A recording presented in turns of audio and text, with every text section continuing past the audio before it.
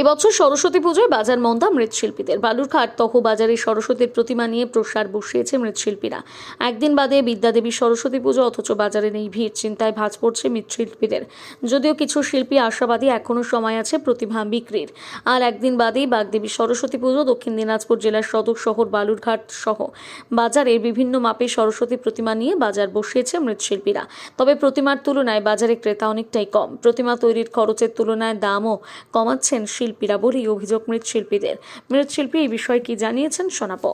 বাজার কেমন দেখছেন? বাজার এখনো সেরকম ভাবে জমজমাট হয়নি, লোকজন আসছে যাচ্ছে, কিন্তু জমজমাট নেই বাজারে সেরকম। ওই আসছে যাচ্ছে এরকম 4জন করে, বাজারে জমজমাট সেরকম ভাবে এখনো কমপ্লিট হয়ে ওঠেনি।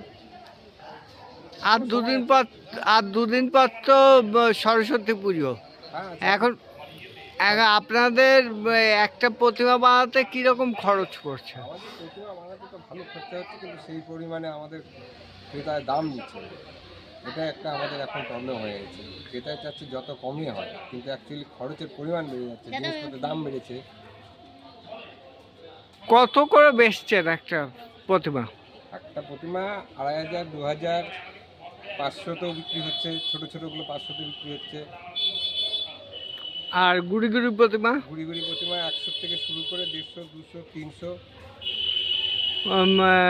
রং থেকে শুরু করে প্রতিমার যাবতীয় জিনিসের দাম কিরকম? মোটামুটি একটা প্রতিমা, যদি এই প্রতিমাটা ধরেন, এই প্রতিমাতে মোটামুটি খরচা আছে প্রায় 1800-1900 টাকা। আর খুব বিক্রি হচ্ছে কত? বিক্রি এটা মোটামুটি 2700-2800 টাকা। তা- ক্রেতা দিতে যাচ্ছে না, ওই এসে বলছে 2000 টাকা, 1500 টাকা দাম বলছে। লাভের পরিমাণ কিরকম? লাভের পরিমাণ খুব কম। কিরকম দেখছেন প্রতিমা?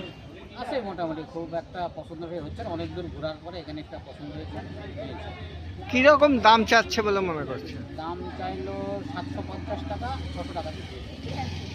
একটু বেশি আছে গেলবার থেকে। গেলবার এগুলো 500 টাকা করে ধরতে হয়ে যাচ্ছে। সেগুলো এবার কত? 650, 600।